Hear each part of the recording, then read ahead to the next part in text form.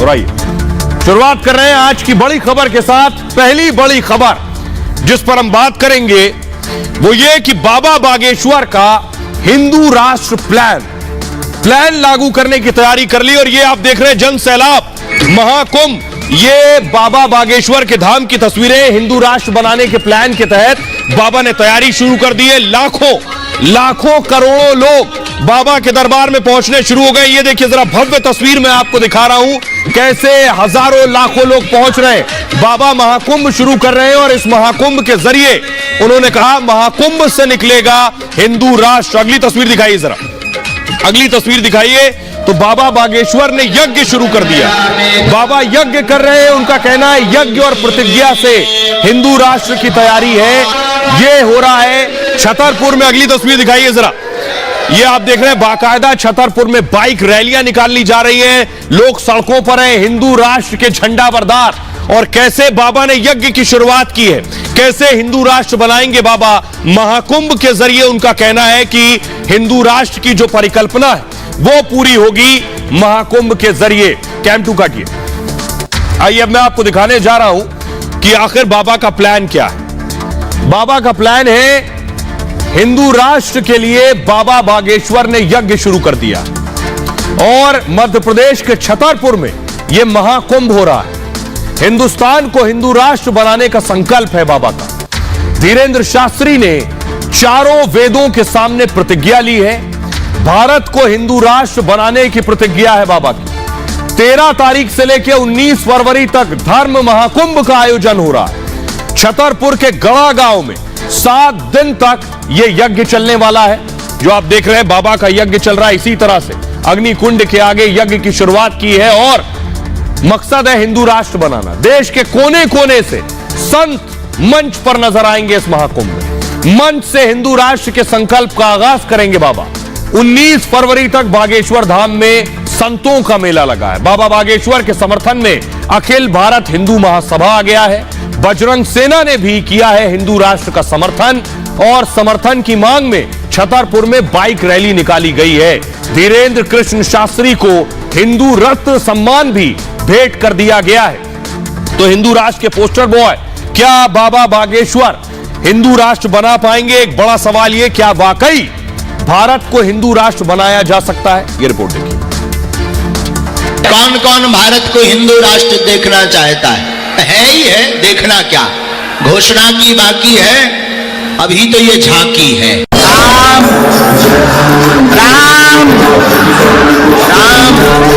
क्या बाबा बागेश्वर देश को हिंदू राष्ट्र बना पाएंगे? बाबा ने हिंदू राष्ट्र के लिए महाकुंभ की शुरुआत कर दी है। देश को हिंदू राष्ट्र बनाने की सौगंध खा चुके बाबा बागेश्वर बड़े मिशन पर लग चुके हैं। देश के बड़े बड़े साधु संतों का जमावड़ा महाकुंभ में लग रहा है। लाखों की भीड़ हिंदू राष्ट्र के यज्ञ में शामिल होने के लिए पहुंच रही है। हिंदू राष्ट्र पक्का है, 100% रहेगा। हम राम के पुत्र हैं तो हमारे राम का सम्मान नहीं होगा फिर हमारी जिंदगी खराब है। और जो आवाज महाराज जी ने उठाई है हम लोग उसका भरपूर समर्थन करते हैं और इसके लिए कुछ भी करना पड़े, कुर्बानी भी कोई कुर्बानी देना पड़े तो हम लोग तैयार हैं। क्या बाबा अपने प्रण में कामयाब हो पाएंगे? क्या बाबा वाकई भारत को हिंदू राष्ट्र बना पाएंगे? क्या करोड़ों भक्तों और संतों के सहारे देश को हिंदू राष्ट्र बनाया जा सकता है? भारत हिंदू राष्ट्र की जय, भारत हिंदू राष्ट्र की जय, भारत हिंदू राष्ट्र की जय। आपने सुन लिया बाबा बागेश्वर को। अब आइए मैं आपको बताने जा रहा हूं बाबा बागेश्वर का हिंदू राष्ट्र का प्लान है क्या। हिंदू राष्ट्र कैसा होगा, हिंदू राष्ट्र में क्या क्या चीजें होंगी, महाकुंभ से क्या क्या निकल कर आएगा। सबसे पहले ये देखिए बाबा बनाएंगे कैसे हिंदू राष्ट्र, उनका प्लान क्या है। उसके बाद मैं आगे आपको बताऊंगा ये मुमकिन होगा या नहीं। देखिए जरा हिंदू राष्ट्र में ये सारी चीजें होने वाली हैं। बाबा का महाकुंभ में इन सारी चीजों पर बात होगी। सबसे पहला काम बाबा का कहना है हिंदू राष्ट्र का निर्माण करेंगे। कैसे होगा? रामचरितमानस को राष्ट्रीय ग्रंथ बनाएंगे, राम राज लेकर आएंगे, घर वापसी होगी और सनातन की रक्षा होगी। ये सारी चीजें इस हिंदू राष्ट्र में होंगी। जरा सुनिए, बाबा बागेश्वर ने खास बातचीत में इस बात को कहा है, क्या है उनका प्लान। तुम हमारा साथ दो, हम हिंदू राष्ट्र बनाएंगे। तुम हमारा साथ दो, हम हिंदू राष्ट्र बनाएंगे। और एक बात हम प्रार्थना करेंगे भारत के लोगों, अब चूड़ियां पहनकर घर में मत बैठो। ये केवल बागेश्वर धाम पर उंगली उठाने की बात नहीं, प्रत्येक सनातनी पर उंगली उठाई है। अब बाहर निकल करके बताना ही पड़ेगा। बाबा बागेश्वर को आपने सुन लिया। अब मैं आपको बताता हूं एक एक करके संविधान में क्या होगा, कैसे होगा, ये मैं आगे बताऊंगा। बाबा बागेश्वर का प्लान कैसे जमीन पर उतरेगा, क्या रणनीति उन्होंने बनाई है, इस महाकुंभ के जरिए क्या क्या होगा। सबसे पहले देखिए, सनातन को राष्ट्रीय धर्म घोषित करना है पहला काम। सनातन धर्म दुनिया का सबसे पुराना धर्म है, बाबा का कहना है। सनातन का अर्थ है सदा बना रहने वाला। अब हिंदू राष्ट्र की बारी। रामचरितमानस मानस को राष्ट्रीय ग्रंथ बनाने की मांग है बाबा की, और संविधान की मूल प्रति पर राम की तस्वीर छपी है। उन्होंने कहा, जब संविधान की मूल प्रति पर श्री राम की तस्वीर है तो फिर हिंदू राष्ट्र बनाने में क्या परेशानी है। रामचरितमानस की रचना तुलसीदास ने की थी और इसे श्रेष्ठतम महाकाव्य कहा जाता है। इस रामचरितमानस को राष्ट्रीय ग्रंथ बनाया जाए, उन्होंने मांग की। मानस राष्ट्रीय ग्रंथ बनेगा तो राम राज आएगा। हिंदू राज्य का मतलब राम राज से है। कैसे आएगा राम राज? राम राज एक आदर्श शासन व्यवस्था होगी और नीति और मर्यादा पर आधारित राज्य होगा राम राज। इसमें किसी से भेदभाव नहीं होगा। और इसके बाद धीरेन्द्र शास्त्री का मिशन है घर वापसी। कैसे होगी घर वापसी? घर वापसी के लिए अभियान चला रहे धीरेन्द्र शास्त्री। बाबा का धर्म परिवर्तन रोकने का लक्ष्य है। ये सारी चीजें बाबा का कहना है कि हिंदू राष्ट्र का निर्माण करेंगी। खुद संघ प्रमुख मोहन भागवत हिंदू राष्ट्र पर क्या कुछ कह चुके हैं, सुनिए। संघ का सारे समाज को यही आह्वान है, क्योंकि ये सारे समाज की विरासत है। भारतवर्ष की चतुसीमा में रहने वाला जो अपने आप को भारत का मानता है, उन सब की ये विरासत है। ये विचार हिंदू राष्ट्र का विचार है, ऐसा लोग कहते हैं, क्योंकि वो है हिंदू राष्ट्र का यही विचार है। इसलिए हम कहते हैं हिंदुस्तान हिंदू राष्ट्र है। इन बातों को मानने वालों का संगठन हम कहते हैं हम हिंदू संगठन करते हैं। हम किसी का विरोध नहीं करते, सर्वेशाम अविरोध चलता है। लोग हैं जो इसी को मानते लेकिन इसको हिंदू कहने से कतराते या डरते हैं या विरोध भी करते हैं। नहीं चाहिए ये शब्द, लेकिन आशय यही है, हमको कोई कष्ट नहीं है उसका, हमारा उनके साथ कोई झगड़ा नहीं है। भारतीय शब्द का उपयोग करते, इंडिक शब्द का उपयोग करते, चलता है, अर्थ वही है। हम अपनी स्पष्टता के लिए इस शब्द पर पक्के रहेंगे, इसका उपयोग करेंगे। तो संघ प्रमुख मोहन भागवत को आपने सुन लिया। अब आपको लिए चलते सीधे छतरपुर, बाबा बागेश्वर के धाम। वहां जो लोग पहुंच रहे हैं उनसे हमने पूछा कि क्या बाबा हिंदू राष्ट्र बना पाएंगे, और जो हिंदू राष्ट्र होगा उसमें क्या होगा, कैसा होगा हिंदू राष्ट्र, सुनिए जरा लोगों। उसमें साहित्यता रहेगी, सारे पंथ को एक जैसा माना जाएगा, राम राज जाएगा। जो राम का नहीं वो किसी काम का नहीं। हिंदू राष्ट्र पक्का है, 100% रहेगा। हिंदू राष्ट्र जिंदाबाद, बागेश्वर धाम जिंदाबाद। हिंदू राष्ट्र है तो हिंदू का अच्छा हाल रहेगा। वही मैं जानना चाह रही हूँ ना कि कैसा होगा, उसमें क्या क्या अच्छा होगा। अच्छा के लिए तो क्या अच्छा नहीं हो, सभी अच्छा होता है जब हिंदू राष्ट्र रहेगा। सब मिलजुल कर रहेंगे, कोई भेदभाव नहीं रहेगा, कोई भेदभाव नहीं रहेगा। हिंदू राष्ट्र बनेगा तो राम की पूजा वैसे ही हो रही तो वैसे भी होगी। हिंदू राष्ट्र था, है और होगा, सिर्फ घोषणा होने की जरूरत है और होकर के रहेगा। हिंदुओं का सम्मान सुरक्षित रहेगा। जैसे आज एक व्यक्ति ने रामायण पे कमेंट कर दिया, तो ये सब चीजें नहीं हो। और इसी के साथ साथ रामायण को भी राष्ट्रीय पुस्तक कर देना चाहिए।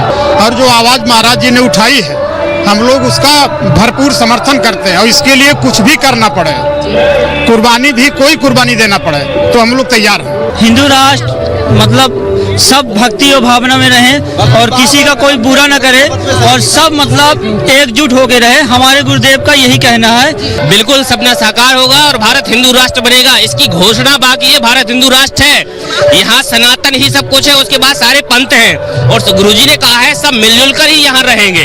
तो भारत 2024 में गुरुजी के कथानुसार 2024 में हिंदू राष्ट्र की घोषणा हो जाएगी। शुरुआत हो चुकी है यहाँ से और आगे आने वाले समय में हिंदू राष्ट्र जरूर बनेगा। ये हम सब लोग संकल्प ले चुके हैं यहाँ से। हिंदू राष्ट्र, हिंदू राष्ट्र। लोकतंत्र पहले से भी था, यहाँ कोई किसी का तंत्र नहीं था, लोक ही तंत्र था। हिंदू राष्ट्र नाम है, आप लोकतंत्र में रह रहे हैं तो आपका भी तो नाम है ना कुछ। इसी प्रकार हिंदू राष्ट्र नाम होना चाहिए भारत का। जहाँ पे हिंदू रहता है वो हिंदू राष्ट्र होना जरूरी है। ये हमारे देश की राम जन्मभूमि है। आज घोषित हो गया, हिंदू राष्ट्र घोषित हो गया। और मुस्लिम समाज का विदेशों में 28 जो ऐसा कंट्री है, लेकिन हिंदुस्तान का अपना भारत का एक भी हिंदू राष्ट्र नहीं है। हिंदू राष्ट्र का मतलब है ये ऐसे राष्ट्र है कि इसमें सभी लोग समाहित होते हैं। रामायण को उठा देख लीजिए, सभी को उसमें सम्मान मिला, ऐसा सम्मान मिला जो शायद उसके बाद जब ये मुगलों का राज हुआ कभी सम्मान नहीं मिला इनके राज्य में। सारी महिलाएं उनकी तरफ हैं। हमें इस बात का बहुत गर्व है। तो बाबा बागेश्वर के दर पर जो भक्त पहुंच रहे हैं वो बता रहे हैं हिंदू राष्ट्र कैसा होगा, कैसा होना चाहिए, क्या चीजें होंगी। लेकिन हिंदुस्तान के पड़ोस में नेपाल हिंदू राष्ट्र हुआ करता था। बहुत कम लोग जानते हैं नेपाल हिंदू राष्ट्र हुआ करता था और उसके बाद नेपाल ने हिंदू राष्ट्र का दर्जा खत्म किया। बहुत कम लोग जानते हैं। तो देखिए जरा, पहली बार शायद आप जान रहे होंगे कि नेपाल किस तरह का एक देश था। 2008 तक नेपाल एक हिंदू राष्ट्र था। दुनिया का एकमात्र हिंदू राष्ट्र था नेपाल। नेपाल में हिंदू राजा शासन करते थे। नेपाल में राजशाही व्यवस्था थी। नेपाल में 80% से ज्यादा हिंदू आबादी है और राजशाही खत्म होने के बाद वहां संवैधानिक व्यवस्था हुई। इसके बाद नेपाल धर्मनिरपेक्ष राष्ट्र बन गया। राजशाही खत्म होने के बाद जब संविधान आया तो हिंदू राष्ट्र का दर्जा खत्म हुआ और नेपाल को फिर से अब हिंदू राष्ट्र बनाने की वहां मांग तेज है। तो अब मैं आपको बताता हूं नेपाल हिंदू राष्ट्र, जो बात एक बाबा के भक्त ने कही कि दुनिया में बहुत से इस्लामिक राष्ट्र भी हैं, उनमें सऊदी अरब भी है और ईरान भी है। तो जो इस्लामिक राष्ट्र हैं इनकी हालत क्या है, इनके यहां किस तरह से कानून है, यह मैं आपको बताने जा रहा हूं। इनके यहां क्या व्यवस्था है, लोगों को कितनी आजादी है, इस इस्लामिक राष्ट्र में बहुत कम लोग जानते हैं। देखिए जरा इस्लामिक राष्ट्र में क्या है खास, यह मैं आपको बताने जा रहा हूं। सऊदी अरब का आधिकारिक धर्म है इस्लाम, यानी इस्लामिक राष्ट्र है। नागरिकता अगर सऊदी अरब में किसी को चाहिए और दूसरे धर्म का है, यानी गैर इस्लामी है, गैर मुस्लिम है, तो उसे पहले इस्लाम कबूल करना होगा, उसके बाद मिलेगी वहां की नागरिकता।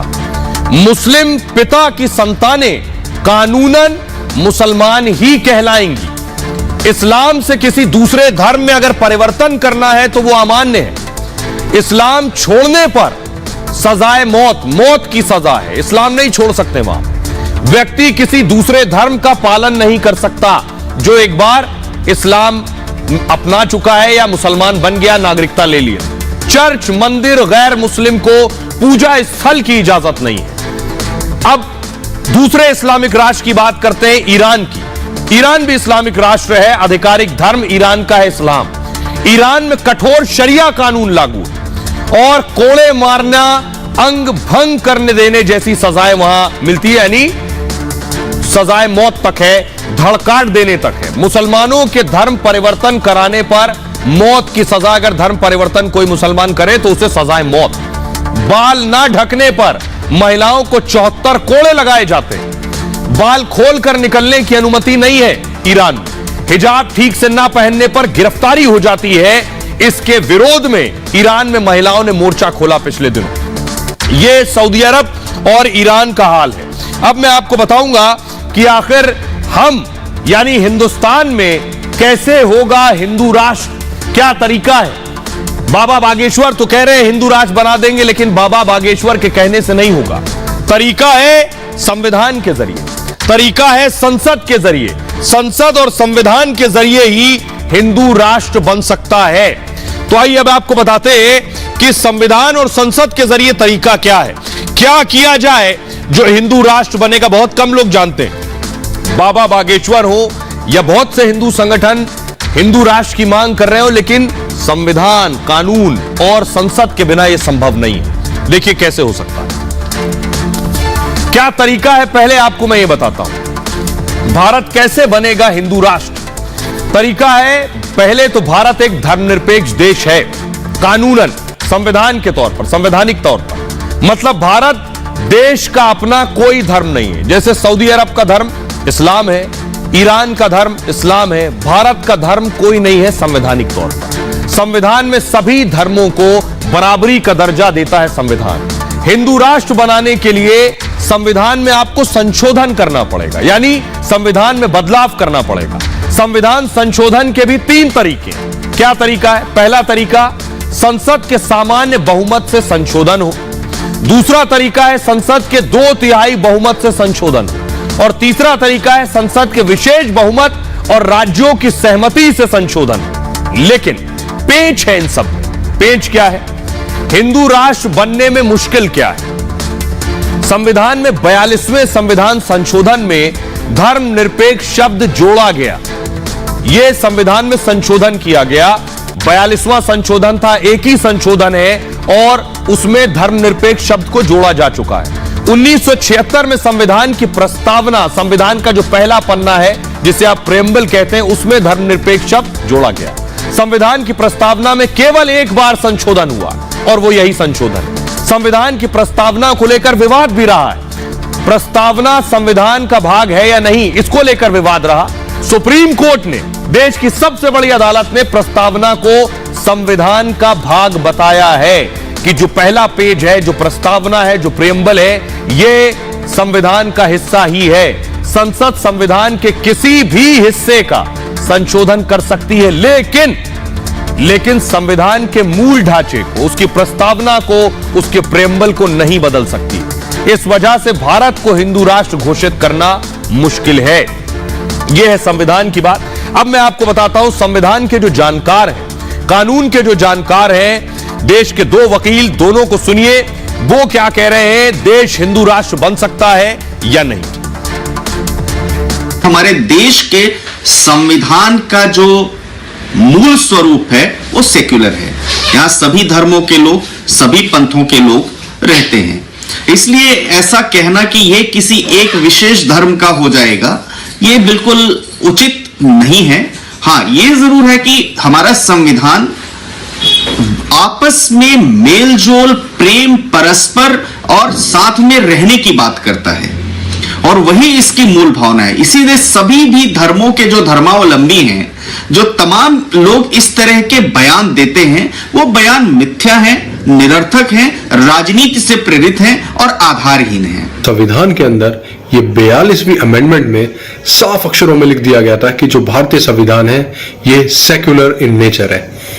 सेक्युलर का मतलब है धर्म निरपेक्षता, मतलब कि यहां भारत में प्रत्येक नागरिक को किसी भी धर्म को अपनाने की स्वतंत्रता है। माननीय सर्वोच्च न्यायालय ने भी अपनी अलग अलग जजमेंट्स में यह साफ लिखा गया है कि जो सेक्युलरिज्म है वह भारतीय संविधान का एक अभिन्न अंग है, जिसे कि पार्लियामेंट द्वारा भी नहीं हटाया जा सकता। अब मैं आपको दिखाता हूं, आपने संविधान के जानकारों को सुन लिया, उन्होंने क्या कहा, लेकिन सियासतदान जो खुद बाबा बागेश्वर के दर पर जा रहे हैं, बाबा से आशीर्वाद ले रहे हैं। मध्य प्रदेश के पूर्व सीएम कमलनाथ कल पहुंचे थे, आशीर्वाद ले रहे हैं, उनसे मिल रहे हैं, उनके दरबार में पहुंचे हैं बाबा से मिलने के लिए। ये नेता जो खुद पूर्व सीएम रह चुके हैं, ये क्या कुछ कहते हैं, योगी आदित्यनाथ को भी सुनिए और खुद कमलनाथ को भी सुनिए, ये भी हिंदू राष्ट्र पर क्या कहते हैं। भारत जो है, भारत अपने संविधान के अनुसार चलता है। बाबा साहब अंबेडकर ने संविधान बनाया था, जो संविधान भारत का है वही संविधान भारत का है। हमारा सनातन धर्म भारत का राष्ट्रीय धर्म है। हम सब अपने व्यक्तिगत स्वार्थों से ऊपर उठ करके अपने इस राष्ट्रीय धर्म के साथ जुड़ते हैं। हमारा देश सुरक्षित हो, हमारे मान बिंदुओं की पुनर्स्थापना हो, गौ ब्राह्मण की रक्षा हो, किसी कालखंड में अगर हमारे धर्मस्थलों को अपवित्र किया गया है, उनकी पुनर्स्थापना का एक अभियान चले। और इस अभियान का क्रम आज आप देख रहे होंगे। अयोध्या में 500 वर्षों के बाद प्रधानमंत्री मोदी जी के प्रयास से भगवान राम के भव्य मंदिर के निर्माण का कार्य आज पूरा होने जा रहा है। आइए खबरों में आगे बढ़ते हैं। आज की एक और बड़ी खबर जो उत्तर प्रदेश से योगी के राज से है। योगी आदित्यनाथ को टारगेट करने से मां बेटी की मौत पर सियासी एजेंडा चल निकला। यह मैं क्यों कह रहा हूं? योगी आदित्यनाथ को टारगेट करना है। 2024 के चुनाव आ रहे हैं। योगी आदित्यनाथ को जाति विरोधी, पहले पिछड़ा विरोधी घोषित करने की कोशिश हुई, ब्राह्मण विरोधी घोषित करने की कोशिश हुई। मकसद सिर्फ चुनाव और वोट है। अगली तस्वीर दिखाइए। उत्तर प्रदेश में देख रहे हैं प्रमिला दीक्षित जी और उनकी बेटी दोनों की जलकर मौत हो गई। यूपी में घर पर जलकर मौत हो गई दोनों की। इनका नाम प्रमिला दीक्षित है, ब्राह्मण थी जाति से, जलकर मौत ऐसे हुई। अगली तस्वीर दिखाइए जरा। ये बुलडोजर की कार्रवाई, यानी अतिक्रमण हटाने पहुंचा था बुलडोजर, और बुलडोजर जब अतिक्रमण हटाने पहुंचा तो परिवार ने घर के अंदर खुद को बंद कर लिया। ये तस्वीरें उसी वक्त की मैं दिखा रहा हूं जिस वक्त बुलडोजर पहुंचा वहां, और परिवार ने कहा कि हम घर से नहीं जाएंगे। वहां प्रशासनिक लोग मौजूद थे। अगली तस्वीर दिखाइए। ये आप देख रहे हैं, ये घर जलते हुए तस्वीर आप देख रहे हैं। घर में किसने आग लगाई, अंदर से आग लगी, बाहर से आग लगाई गई, यह भी जांच का विषय है। लेकिन प्रमिला दीक्षित और उनकी बेटी की जलकर मौत हो गई। अगली तस्वीर दिखाइए। ये आप देख रहे हैं पूरा घर जलने के बाद जलकर उनकी मौत हो गई। पूरा घर जलकर खाक हो गया। अब मैं आपको दिखाने जा रहा हूं, प्रमिला जी जाति से ब्राह्मण थी, प्रमिला दीक्षित थी। तो विपक्ष को, योगी विरोधियों को इससे मतलब नहीं है कि कार्रवाई होनी चाहिए, एक्शन होना चाहिए। देखिए उनकी जाति पर, उनकी जाति को लेकर कैसे टारगेट करने लगे। सबसे पहले समाजवादी पार्टी की मीडिया सेल ने लिखा, योगी सरकार में ब्राह्मण शिकार बनाए जा रहे हैं। लगातार चुन चुनकर ब्राह्मणों के साथ घटनाएं हो रही हैं। दलित पिछड़ों के साथ ब्राह्मण भी अत्याचार के शिकार हैं। अब आप समझिए इसके पीछे की पॉलिटिक्स। कांग्रेस के ट्विटर हैंडल से लिखा गया, कानपुर में ब्राह्मण परिवार का मंदिर तोड़ दिया, घर पर बुलडोजर चला दिया, ब्राह्मण परिवार गिड़गिड़ाता रहा, एक नहीं सुनी गई। इसके पीछे का पूरा टूलकिट समझिए। योगी के बुलडोजर ने 2 जानें ले ली। अखिलेश यादव ने ट्वीट किया, शासन प्रशासन जब अभय एवं निर्भय की जगह भय और उत्पीड़न के प्रतीक बन जाएं, तो समझ लेना चाहिए कि उनका अंत निकट है। राहुल गांधी ने भी सोचिए इस पर ट्वीट कर दिया। जब सत्ता का घमंड लोगों के जीने का अधिकार छीन ले, उसे तानाशाही कहते हैं। कानपुर की घटना से मन विचलित है। यह बुलडोजर नीति इस सरकार की क्रूरता का चेहरा बन गई है। भारत को यह स्वीकार नहीं है। बेशक किसी की जान चली गई, एक मां और बेटी की। सख्त कार्रवाई अधिकारियों पर होनी चाहिए। ऐसे अधिकारी जो निरंकुश हो गए हैं, इनको जेल में डाल देना चाहिए। लेकिन उनकी जाति पर सियासत विरोधी और विपक्षी कर रहे हैं। रिपोर्ट देखिए जरा।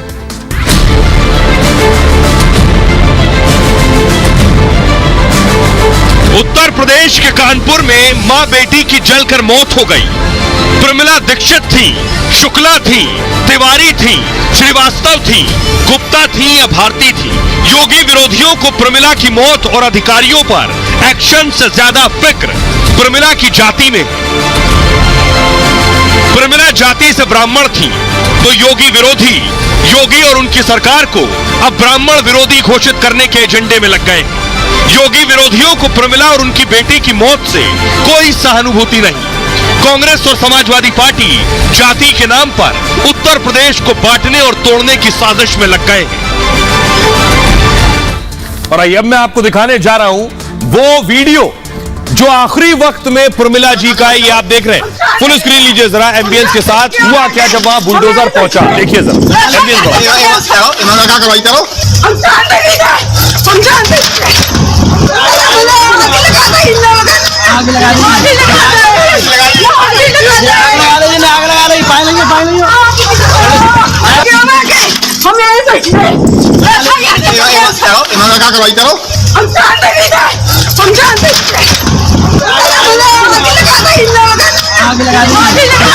ये जो तस्वीर मैं आपको दिखा रहा हूं, ये उस वक्त की तस्वीर है जब बुलडोजर उनके घर को हटाने पहुंचा। उन्होंने घर में अंदर घुसकर बंद कर लिया।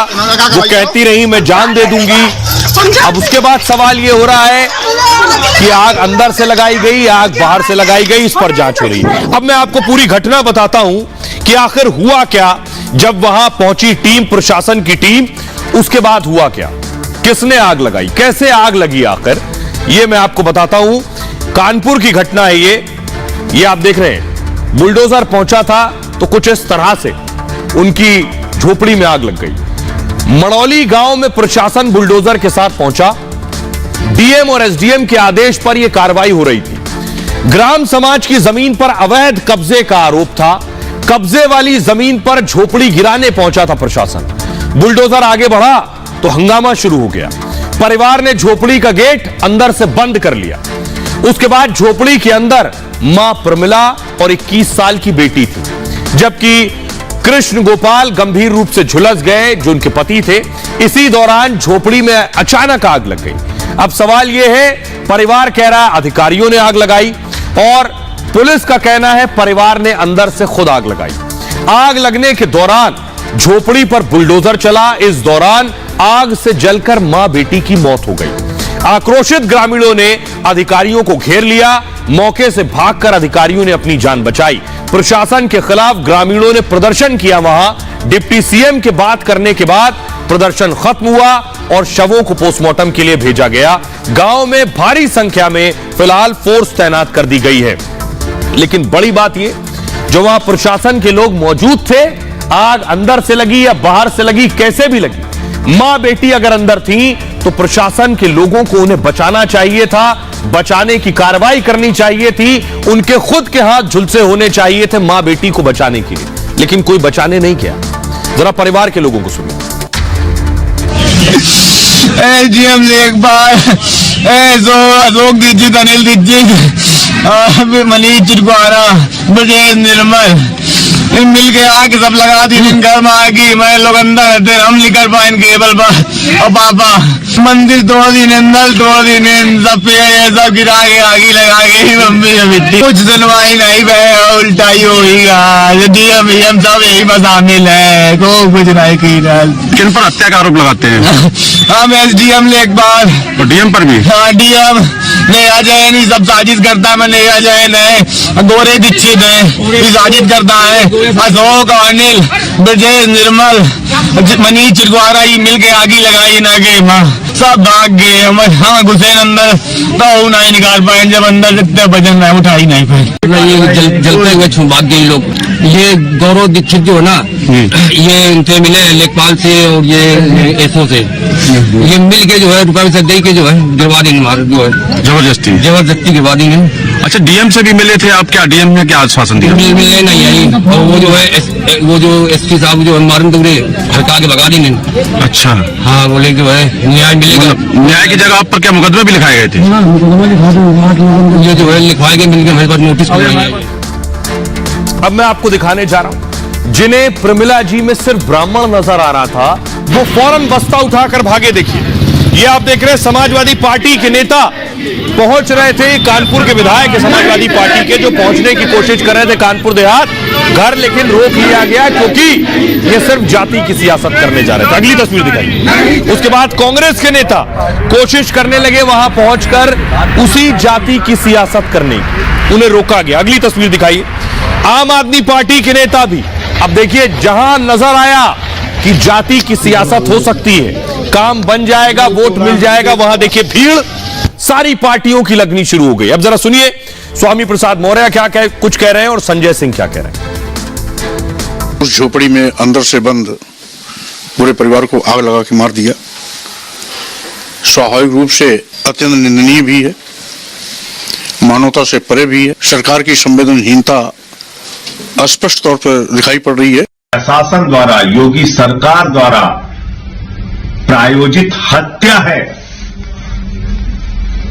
ये कोई आत्मदाह की घटना नहीं है। उस परिवार को मजबूर किया गया, उसको मारा गया। बुलडोजर के आतंक के कारण उसने अपने आप को जला के मारा। यह हत्या है। इसलिए जो लोग भी इसमें शामिल हैं इस पूरी घटना में, उनके खिलाफ हत्या का मुकदमा दर्ज होना चाहिए। उस परिवार को न्याय मिलना चाहिए। अब आपको दिखाते हैं विश्व हिंदू परिषद के नेता पहुंचे। ये तस्वीर आप देख रहे हैं। उस गांव में वीएचपी के नेता पहुंचे हैं, परिवार से मिलने के लिए पहुंचे हैं। पुलिस से भी कहा सुनी हो रही है। ये तस्वीर आप देख रहे हैं। लेकिन इन सब के बीच योगी पर जिन्हें टारगेट करना था वो विरोधी टारगेट भी कर रहे थे, लेकिन योगी को उससे फर्क नहीं पड़ता। योगी एक्शन ले रहे थे। क्या एक्शन लिया है देखिए। अब तक प्रशासन पर योगी ने जो एक्शन लिया है वो मैं आपको बताने जा रहा हूं। योगी ने डिप्टी सीएम ब्रजेश पाठक, योगी के डिप्टी ने फोन किया। ब्रजेश पाठक ने पीड़ित परिवार से बात की है फोन पर। राज्य मंत्री प्रतिभा शुक्ला खुद पाल जो वहां मौजूद था उसे सस्पेंड कर दिया गया है। एसडीएम को भी सस्पेंड करने की कार्रवाई हो गई है। जेसीबी चलाने वाला ड्राइवर अरेस्ट कर लिया गया है कि आग लगने के बाद वो जेसीबी क्यों और कैसे चला रहा था। लेखपाल और एसडीएम पर मुकदमा दर्ज किया गया है। हत्या और हत्या के प्रयास की एफआईआर दर्ज की गई है। कुल 11 लोगों को आरोपी बनाया गया है। और सिर्फ एफआईआर नहीं, लेखपाल और एसडीएम की गिरफ्तारी भी होनी चाहिए और वो जल्द ही होगी। जरा सुनिए। अब मैं आपको सुनवाने जा रहा हूं। योगी के डिप्टी ब्रजेश पाठक ने फोन किया। फोन करने के बाद परिवार से बात की। सुनिए।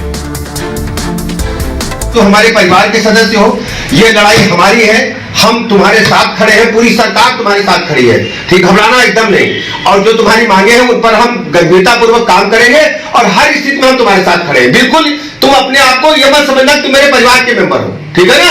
एकदम घबरा। इसमें कड़ी से कड़ी कार्रवाई होगी। हम सख्त से सख्त सजा दिलाएंगे। जो भी दोषी हैं हम किसी को नहीं छोड़ेंगे।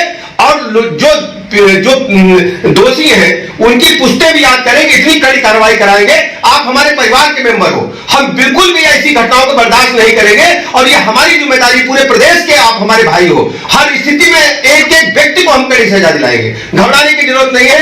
इतनी बड़ी दुखद घटना है कि मेरा मतलब इतना ज्यादा मैं दुखी हूं, मैं इसका बयान नहीं कर सकता। बहुत दुखद घटना है और जितनी भी मतलब इसका निंदा की जाए वो कम है। हम तो ईश्वर से प्रार्थना करते हैं कि हमारे परिवार को जो असहनीय पीड़ा मिली इसको सहने की ताकत दे और हर स्थिति में हम रहेंगे। और माता जी का, हमारी बेटी जो गई है उसको मतलब जो भी हम कर सकते हैं कड़ी से कड़ी सजा दिलाएंगे उन लोगों को जिन लोगों ने इस प्रकार की घटना का करने का प्रयास किया है और अंजाम दिया। हम कड़ी से कड़ी सजा दिलाएंगे। तो योगी के डिप्टी ने वीडियो कॉल किया परिवार से और उन्हें हिम्मत बंधाई, ढांढस बंधाया, सांत्वना दी। और उसके बाद देखिए परिवार तैयार नहीं था पोस्टमार्टम के लिए। शवों को ले जाया गया। उसके बाद पोस्टमार्टम के लिए तैयार हुआ परिवार और प्रमिला जी और उनकी बेटी का पोस्टमार्टम हुआ। सुनिए जरा ब्रजेश पाठक क्या कुछ कह रहे हैं।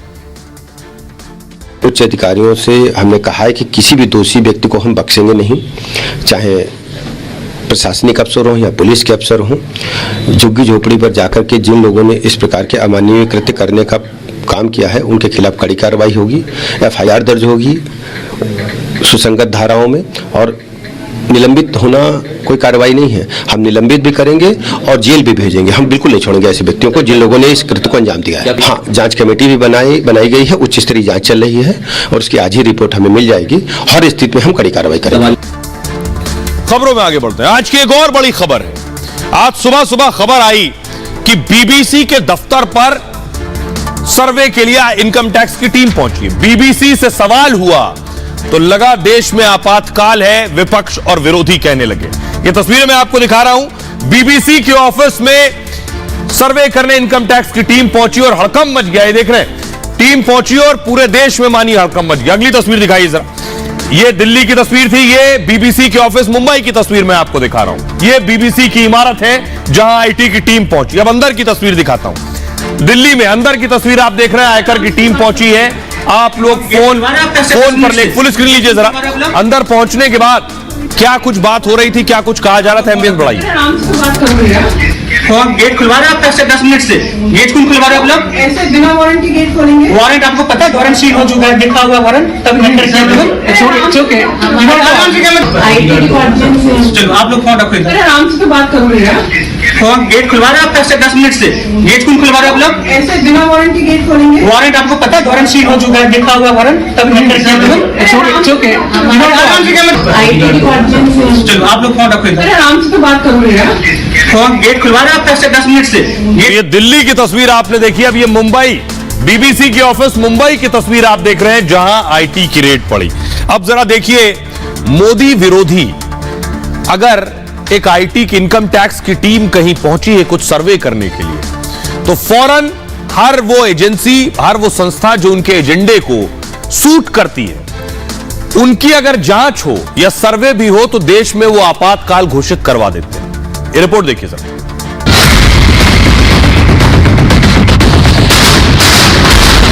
जहां हम जेपीसी की मांग कर रहे हैं अडानी के मामले में और वहां सरकार बीबीसी के पीछे पड़ी हुई है, विनाशकाले विपरीत बुद्धि। बीबीसी का प्रोपेगेंडा और कांग्रेस का एजेंडा एक साथ मेल खाता है। आयकर विभाग ने बीबीसी के दफ्तर में सर्वे क्या किया, कांग्रेस समेत पूरा विपक्ष अघोषित आपातकाल का रट्टा लगाने लगा।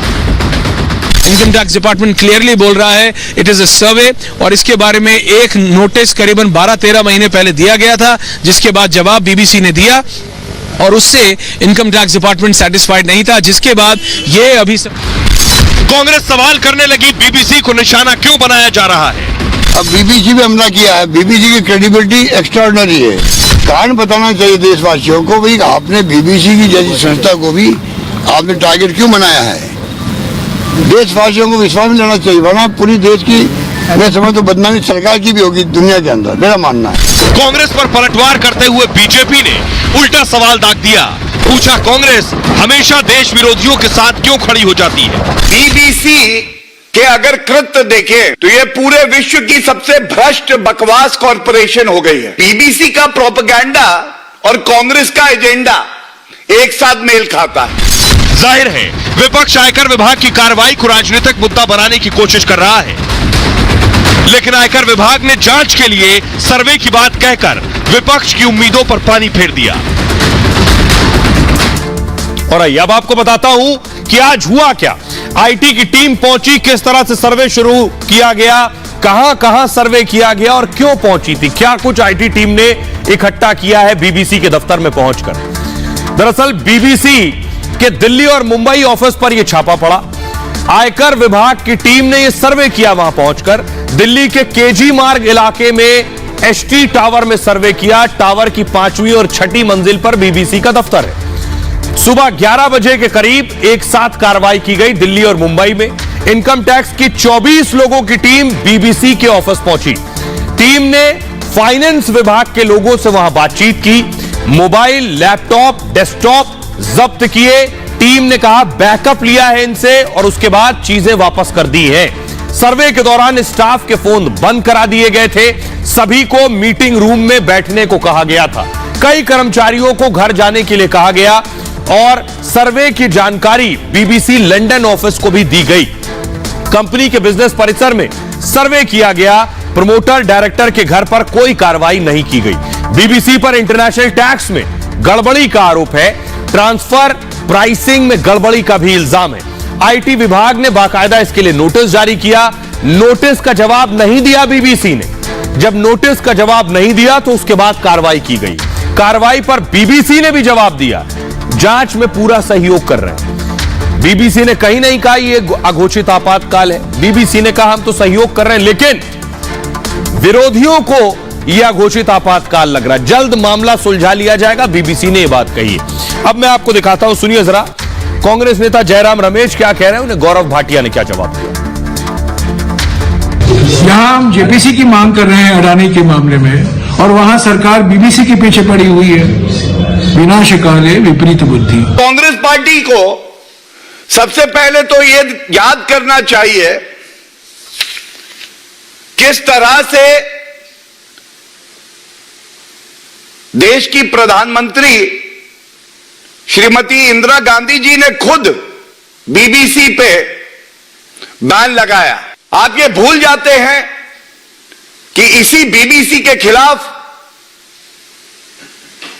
जब आपकी सरकार थी तो प्रतिबंध लगाया गया। जब बैन आपने लगाया तो वो ठीक है, लेकिन अगर आयकर विभाग अपनी कार्रवाई कर रहा है तो मोदी जी से नफरत आपकी इतनी है कि आप उसको भी राजनीतिक रंग दे रहे हैं। आइए अब मैं आपको बताता हूं सर्वे पर कैसे सियासी घमासान शुरू हो गया। कौन कौन क्या क्या लिख रहा है, देखिए तूफान आ गया लगा। कांग्रेस ने लिखा पहले बीबीसी की डॉक्यूमेंट्री आई और उसे बैन कर दिया गया, अब बीबीसी पर इनकम टैक्स का छापा पड़ गया, अघोषित आपातकाल है ये। राज्यवर्धन सिंह राठौर सांसद बीजेपी ने लिखा कांग्रेस का चाल चरित्र चेहरा अभी सामने आ चुका है, आपातकाल और प्रेस की आजादी की बात कांग्रेस कर रही है, करने वालों को आईना जरूर देखना चाहिए जिन्होंने आपातकाल लगाया था। पवन खेड़ा ने लिखा बीबीसी डॉक्यूमेंट्री वायरल हुए कुछ दिन हो चुके थे, न आईटी का छापा, न ईडी की जांच, न कोई अंतर्राष्ट्रीय साजिश वाली रिपोर्ट, न टूल किट की चर्चा, छापे के बाद गलतफहमी दूर हो गई। अखिलेश यादव ने लिखा बीबीसी पर छापे की खबर है, वैचारिक आपातकाल की घोषणा है। महुआ मोइत्रा ने लिखा बीबीसी के दिल्ली दफ्तर में आयकर की छापेमारी हुई, बहुत खूब चौंकाने वाला। महबूबा मुफ्ती भी लिख रही है छापे का कारण और प्रभाव स्पष्ट है, सच बोलने वाले लोगों को टारगेट किया जा रहा है, चाहे वो विपक्ष के नेता हो, मीडिया कार्यकर्ता या कोई और मामला हो, सच्चाई के लिए लड़ने की कीमत चुकानी पड़ती है। अब आइए आपको सुनवाता हूं, सुनिए जरा विपक्ष के कुछ और नेताओं को वो क्या कह रहे हैं। तो ये जग जाहिर हो चुका है कि भारतीय जनता पार्टी और केंद्र सरकार नरेंद्र मोदी, अमित शाह जी के खिलाफ कोई भी बात अगर कही जाएगी तो उसके खिलाफ कार्रवाई होना ही होना है, वो चाहे पत्रकार हो, लेखक हो, ऐसा कोई भी व्यक्ति बख्शा नहीं गया है जिसने कोई सवाल उठाया है। तो बीबीसी के साथ ये होना ही था। बीबीसी के जितने भी दफ्तर थे, कार्यालय थे, जिस तरह से इस पर फ्रीडम ऑफ एक्सप्रेशन पर और जो अटैक हुआ है, ये दुनिया में भारत की छवि को और खराब करने वाला है। बीबीसी में जिस तरह के छापे पड़े हैं, समाजवादी पार्टी इसे डिफर करती है और ये बहुत ही शर्मनाक भारत की छवि को दुनिया में खराब करने वाला कदम है, जो कि नरेंद्र मोदी जी की केंद्रीय गृह मंत्रालय द्वारा आदेश के बाद उठाया गया। भारतीय जनता पार्टी शासित केंद्र सरकार न सिर्फ भारत में बल्कि पूरी दुनिया में जानी मानी मीडिया ऑर्गेनाइजेशन बीबीसी को आज इस इनकम टैक्स रेड के माध्यम से धमका रही है कि अगर तुमने हमारी सरकार के खिलाफ कुछ कहा, अगर हमारी सरकार के खिलाफ कुछ लिखा, आज अगर हमारी सरकार के खिलाफ कुछ दिखाया, तो बीबीसी जैसी अंतरराष्ट्रीय संस्था भी नहीं बच सकती। आइए अब मैं कुछ याददाश्त ताजा करा देता हूं बहुत से लोगों की जिन्हें इनकम टैक्स का सर्वे आपातकाल लग रहा है, जिन्हें इनकम टैक्स का सिर्फ पहुंचकर सर्वे आपातकाल लग रहा है, उनकी याददाश्त के लिए देखिए जरा, याददाश्त देखिएगा। 1950 से 1963 के बीच 16 किताबें बैन की गई। 50 से 63 के बीच 16 किताबें बैन कर दी गई। द हार्ट ऑफ इंडिया पर बैन लगा। आर्थिक नीतियों पर व्यंग किया गया था इस किताब में। सीज फायर किताब, उस पर बैन लगा। खाक और खून किताब बैन कर दी गई। चंद्रमोहिनी बैन कर दी गई। राम रिटोल्ड किताबें बैन कर दी गई। अब देखिए इंदिरा गांधी के राज में 19 अभी बीबीसी के सर्वे पर बवाल हो रहा है। 1970 में बीबीसी पर बैन लगा दिया था इंदिरा गांधी ने, तब किसी को फर्क नहीं था, तब वो आपातकाल नहीं था। डॉक्यूमेंट्री सीरीज को लेकर बैन लगा दिया गया था। बीबीसी का ऑफिस 2 साल के लिए बंद था। आज सिर्फ आईटी की टीम पहुंची थी। बीबीसी का ऑफिस 2 साल बंद था। 1975 में नेहरू अ पॉलिटिकल बायोग्राफी किताब पर बैन लगा दिया था। नेहरू के राजनीतिक फैसलों पर सवाल उठाए गए थे इस किताब में। आपातकाल में अखबार मीडिया पर बैन था। किशोर कुमार के गाने बैन कर दिए गए थे। ऑल इंडिया पर गानों को बैन किया गया। ऑल इंडिया रेडियो पे किशोर कुमार ने सरकार का आदेश मानने से इनकार कर दिया। दूर मत जाइए, मनमोहन सिंह के राज में 2009 में जिन्ना इंडिया पार्टीशन इंडिपेंडेंस बैन कर दी गई। पूर्व विदेश मंत्री जसवंत सिंह ने यह किताब लिखी थी, बंटवारे के लिए नेहरू को जिम्मेदार बताया गया था तो बैन। किताब में जिन्ना की तारीफ की गई थी। 2011 गांधी पर लिखी किताब ग्रेट सोल पर बैन लगाया गया। किताब में बापू के धार्मिक विचारों पर सवाल उठाए गए थे। ये सारे बैन लगाए गए अब तक। अब मैं आपको सुनवाता हूं, इसे विरोधी प्रधानमंत्री नरेंद्र मोदी पर आई बीबीसी की डॉक्यूमेंट्री से भी जोड़ रहे हैं। आज पहली बार गृह मंत्री अमित शाह ने उस बीबीसी डॉक्यूमेंट्री पर कुछ कहा है, सुनिए जरा। क्या कोई कंस्पिरेसी है सर, जैसे बीबीसी का डॉक्यूमेंट्री हो या फिर ये हिंडनबर्ग का रिपोर्ट हो, क्या आप भी ऐसे देखते हैं कि कोई देखिए सत्य जो होता है इस पर 1000 कॉन्स्पिरेसी कर लो, कुछ नहीं होता है। वो करोड़ों सूर्य की भांति तेजस्वी बनकर ही बाहर आता है। ये तो मोदी जी के पीछे 2002 से कर रहे हैं और हर बार मोदी जी मजबूत होकर, सच्चे बनकर और जनता की ज्यादा लोकप्रियता हासिल कर बाहर आए हैं। आइए खबरों में आगे बढ़ते हैं। आज की एक और बड़ी खबर जो कल भी मैंने आपको बताई थी, उसमें एक बड़ा एक्शन हुआ है। डॉन के बेटे की जेल फाइनली बदल दी गई। जेल में जो ऐश कर रहा था, डॉन का सुपुत्र योगी राज ने हथौड़ा चल गया है, बहुत ऐश कर ली। पुलिस वालों पर भी एक्शन हुआ है और डॉन के बेटे पर भी। अगली तस्वीर दिखाइए, ये है अब्बास अंसारी जो जेल में बंद थे अब तक चित्रकूट। इन्हें अब दूसरी जेल भेजा जाएगा। मुख्तार अंसारी फिलहाल जेल में। अगली तस्वीर दिखाइए, आरोप यह था कि पत्नी, अब्बास की पत्नी भी जेल में आ रही थी, घंटों साथ रह रही थी। ये कैसे हो रहा था? क्योंकि जेल में मौजूद अधिकारियों को मौज कराई जा रही थी, कैश बांटा जा रहा था। अब मैं आपको बताता हूं आखिर कि क्या कुछ एक्शन हुआ है, कैसे जेल शिफ्ट की गई है और अब कौन सी जेल में डॉन के बेटे को शिफ्ट किया जाएगा। देखिए जरा, ये आप देख रहे हैं अब्बास अंसारी पुलिस की गाड़ी लेकर निकल गई है, लेकिन उनकी जो पत्नी है वो फिलहाल जेल में है क्योंकि साथ में ही पकड़ी गई। योगी राज में माफिया के खिलाफ यह कड़ा एक्शन हुआ है। डॉन मुख्तार अंसारी के बेटे अब्बास पर यह बड़ी कार्रवाई हुई है। अब्बास को चित्रकूट से कासगंज जेल शिफ्ट कर दिया गया है। वैलेंटाइंस डे में अब्बास और पत्नी निखत अलग अलग जेल में हैं। 3 दिन से दोनों एक ही जेल चित्रकूट जेल में बंद थे। अब्बास और निखत की जो बैरक थी वो 300 मीटर की दूरी पर थी। 11 फरवरी को पुलिस ने निखत को गिरफ्तार किया था। इसके बाद चित्रकूट जेल में ही बंद है निखत और अब्बास को जेल से भगाने की तैयारी निखत कर रही थी। डॉन के बेटे बहू चित्रकूट जेल में सीक्रेट मुलाकात कर रहे थे। मुख्तार के बेटे की जेल कर्मियों से मिली भगत भी चल रही थी। जेल से प्रहरी तक सबको रिश्वत देकर सेट कर लिया गया था। पत्नी निखत कभी भी जेल में आ जा सकती थी मिलने, जैसे घर बन गया हो जेल। मुलाकात के लिए जेल में वीआईपी कमरे का भी इंतजाम कर दिया गया था। चित्रकूट जेल में डॉन के बेटे की बर्थडे पार्टी भी होने वाली थी। 12 फरवरी को मुख्तार के बेटे अब्बास का जन्मदिन था और पत्नी निखत बर्थडे पार्टी की तैयारी कर रही थी। जेल के कुछ कर्मचारी ने भी साथ दे रहे थे उनका। वैलेंटाइंस डे पर भी जेल में बड़ी पार्टी की तैयारी थी। निखत का जेल में गिफ्ट बांटने का भी प्लान था, लेकिन उससे पहले ही डॉन के बेटे बहू का खेल पकड़ लिया गया। अब दोनों की अलग अलग जेल, जो बहू है वो चित्रकूट जेल में और डॉन का बेटा कासगंज जेल में। अब जरा सुनिए क्या कुछ कह रहे हैं। अफजाल अंसारी मुख्तार के भाई हैं और अब्बास के चाचा हैं, सुनिए। एक महिला, सीधा आरोप तो यह है कि वो जेल में मिलने आई और आरोप ये बना कि जेल के गेट में रजिस्टर में मुलाकात डायरी में उसका नाम नहीं था। तो जेल का गेट, रजिस्टर, मुलाकात डायरी किसके पास है, किसकी है, कौन भरता है उसको, बताएं। कोई बहुत उपलब्धि जब होती है तो पुरस्कार भी मिलता है, कुछ को सजा और कुछ को पुरस्कार।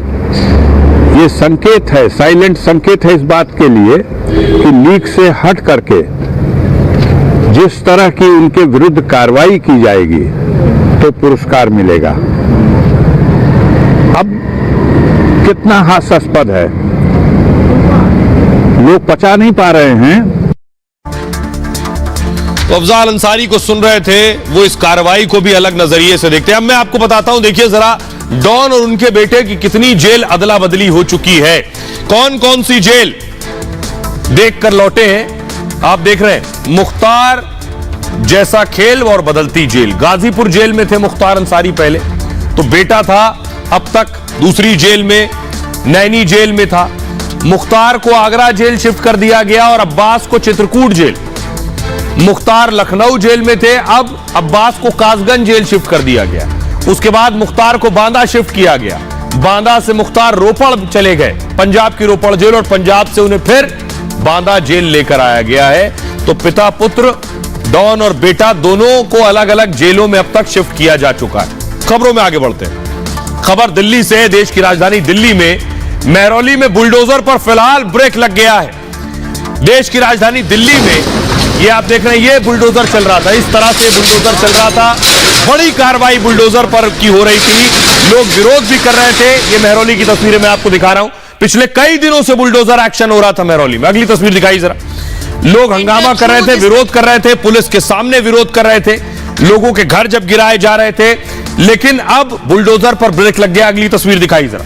ये स्टे ऑर्डर आप देख रहे हैं, स्टे ऑर्डर आया है। कैसे ब्रेक लगाए यह मैं आपको बताता हूं, कितना एक्शन हुआ है और अब कब तक बुलडोजर नहीं चलेगा और लोग जो महरौली के हैं वो क्या कह रहे हैं। देखिए जरा, लगातार 5वें दिन फिर बुलडोजर चला और दिल्ली के महरौली में अतिक्रमण के खिलाफ कार्रवाई हुई, लेकिन दिल्ली विकास प्राधिकरण डीडीए का एक्शन अब तक ये हो रहा था। 2 दर्जन से ज्यादा अवैध फ्लैट गिरा दिए गए, यानी 24 फ्लैट गिरा दिए गए, करीब 1200 गज जमीन खाली करा ली गई और कई जगह महिलाओं ने प्रदर्शन किया, प्रोटेस्ट किया। जेसीबी मशीन के सामने महिलाओं ने प्रदर्शन किया। महिलाओं को हटाकर पुलिस ने कार्रवाई की। वहां अतिक्रमण हटाने गई टीम पर हमला भी हुआ। कुछ लोगों ने पुलिस पर मिर्च पाउडर भी फेंक दिया। विरोध के बाद भी अतिक्रमण मुहिम जारी रही। दिल्ली हाईकोर्ट ने बुलडोजर एक्शन पर फिलहाल रोक लगा दी है। दिल्ली सरकार, डीडीए, एएसआई को नोटिस भेजा गया है। आपसी सहमति से समाधान खोजने को कहा गया है। मुख्य सचिव, डीडीए और फ्लैट मालिकों को यह आदेश दिया गया। 15 फरवरी को दोपहर 3:30 बजे मीटिंग करने को कहा है। 17 फरवरी को मामले में अगली सुनवाई होगी। तो बहरहाल ये भारत की बात है में इतना ही। आप अपना बहुत ख्याल रखिए। एक छोटे से ब्रेक के लिए रुक रहे हैं, लौट रहे हैं कुछ और बड़ी खबरों के साथ।